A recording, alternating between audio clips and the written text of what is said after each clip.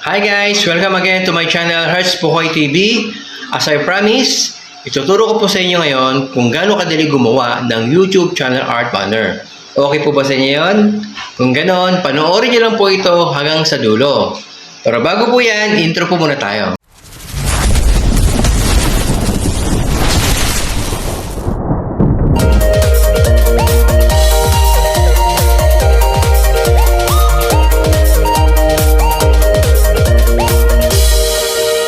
Simulan na po natin ang paggawa ng YouTube channel art banner using Canva apps.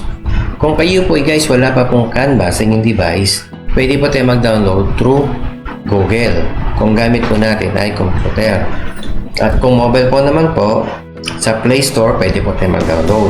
Take note guys, ito po ay free download lang. So kung nakapag-download na po tayo guys, i-click lang po natin yung icon na Canva.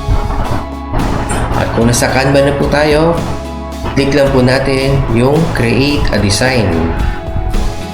At i-type po natin ang YouTube banner.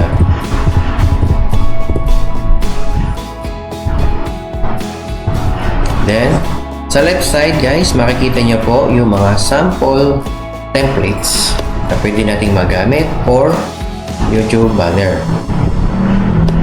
Ayan guys, marami pong design na pwede pagpilian. Yung kagandahan po ay Canva.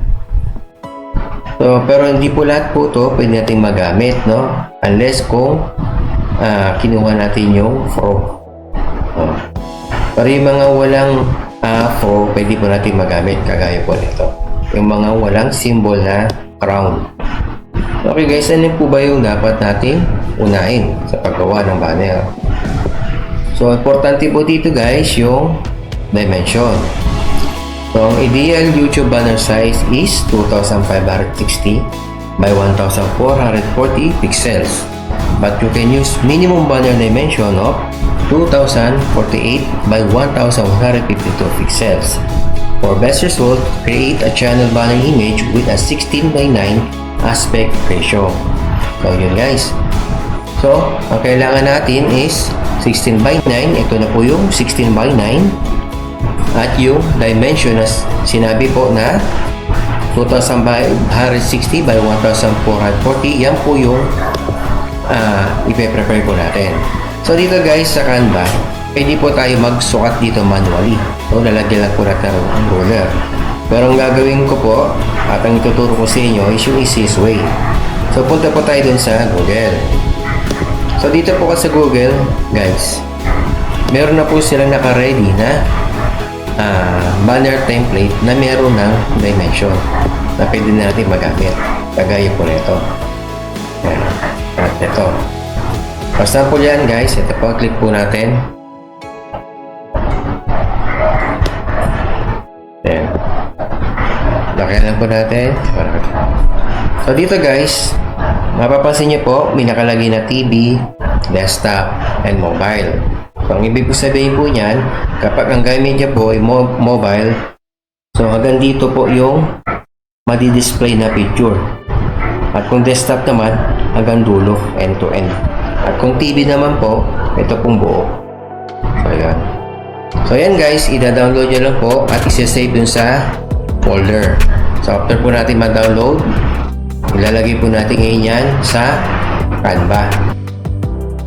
Balik po tayo dito sa Canva apps. Bago po natin i-apply yung na-download po natin na preview dimension, maglalagay po muna tayo ng background picture. So dito guys, pwede po kayo mamili kung ano pong gusto nyong template. So marami pong design and background po dyan. So nasa sa inyo po yun guys kung ano po ang gusto nyong design.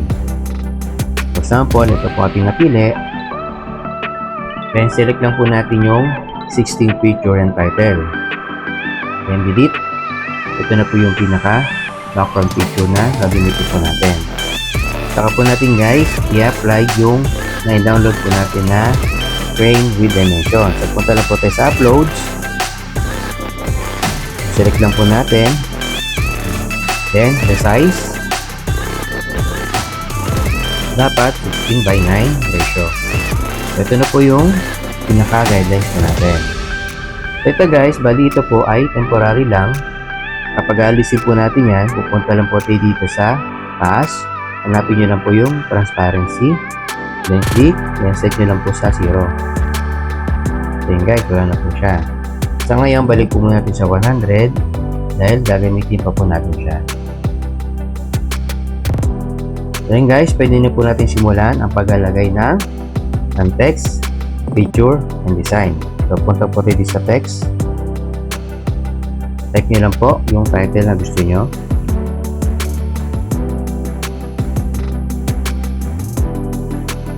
Then kung papalitin nyo po yung kulay, punta lang po sa text color. Pwede po kayo mamili kung anong color po ang gusto nyo. For example, white. Then kung gusto nyo pong i-highlight yung text para mas kitang-kita po siya, punta lang po kayo dito guys sa effects. Then sa kanya po click yung outline. For example, i-block na lang po natin guys na para mabilis. Then pwede nyo po guys i-adjust yung thickness. Then pwede nyo itodo. So depende po, pwede nyo pong tansyahin. Tapos yan guys.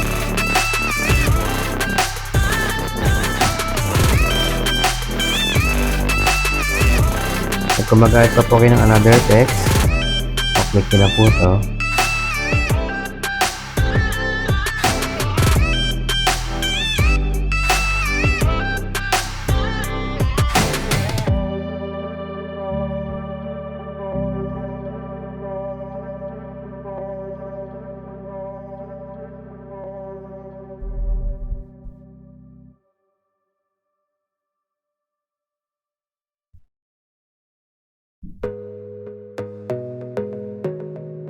Then guys, yan. Tapos po tayo sa title. Then, saka po tayo maglagay ng picture. So, punta lang po tayo dito sa uploads. Then, select nyo lang po yung picture na gusto nyo. So, actually guys, ito po, meron po itong background picture. So, sa pag-remove po ng background picture, punta lang po kayo sa Google. Then, i-type nyo lang po yung remove background. So, meron po kung tinuro po kung paano po alisin yung background. Hanapin nyo lang po yung paano po gumawa ng thumbnail. Nandun po yun guys. Naturo ko po doon kung paano po alisin yung background.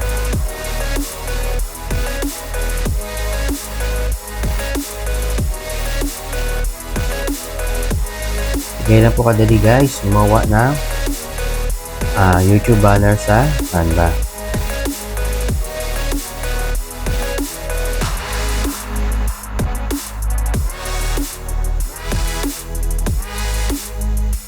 So mamaya, papakita ko po sa inyo yung pinaka final po nito.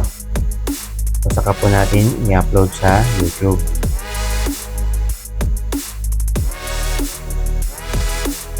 Then, lagyan po natin ng icon ng subscribe.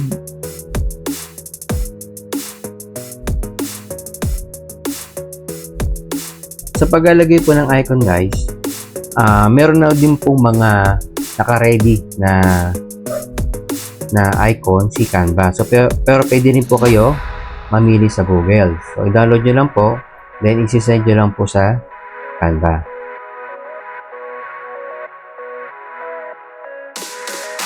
Then kung gusto niyo pa pong artihan yung banner para mas maganda tignan, pwede po kayo pumunta dito sa elements. So dito guys, pwede niyo pong i-type kung ano pong gusto nyong design. Then dito po, nakikita niyo po dito, i-scroll nyo lang po yan, forward nyo lang po, so pwede po kayo mamili po dyan. Or i-type kung ano pong gusto nyong design. For example, circle, heart, lights, so lalabas po dito lahat yung mga design.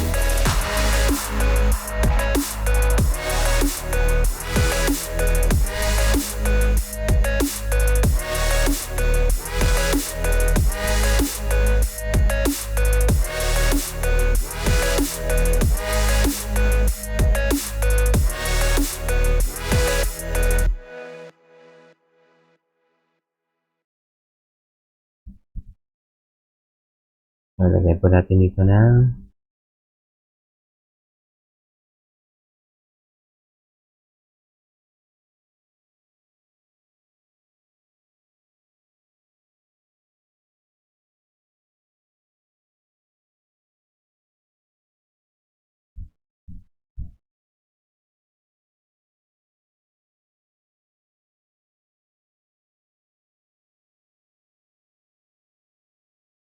Ayan guys.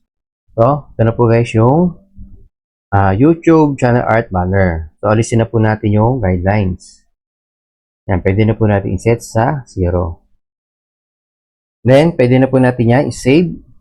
Punta lang po dito sa share. Ito po guys, click nyo lang po yan. Then, click download. Then, click download. Then, saka nyo po i-save sa folder. So, yun guys, no? Ngayon, papakita ko po sa inyo yung paano pag-download po sa YouTube account. So, ito na po yung final completion ng YouTube channel art banner. So, papakita ko po sa inyo kung paano po i-upload sa ating YouTube account. Okay, minimize lang po natin to. Then, punta po tayo sa YouTube account. Then, click po natin yung icon sa right side. Then, punta po kayo sa YouTube Studio. Then, search nyo lang po sa left side, scroll down, hanapin nyo po yung customization. Ito po guys, then click nyo lang po. Then, punta po kayo sa branding. So, dito na po tayo guys sa banner image. So, i-upload na po natin guys yung files na nagawa po natin.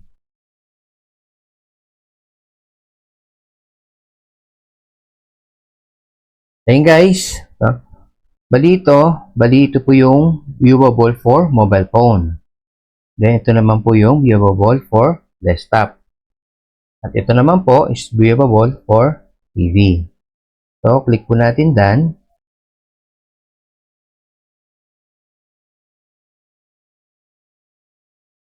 So, ganito na po guys yung kalalabasan.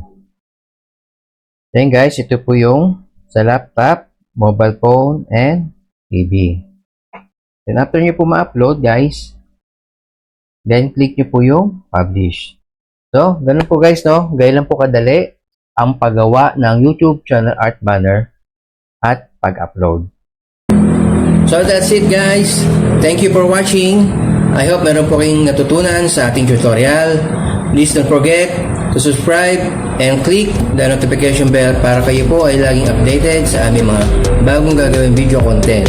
So, see you next time. Bye-bye!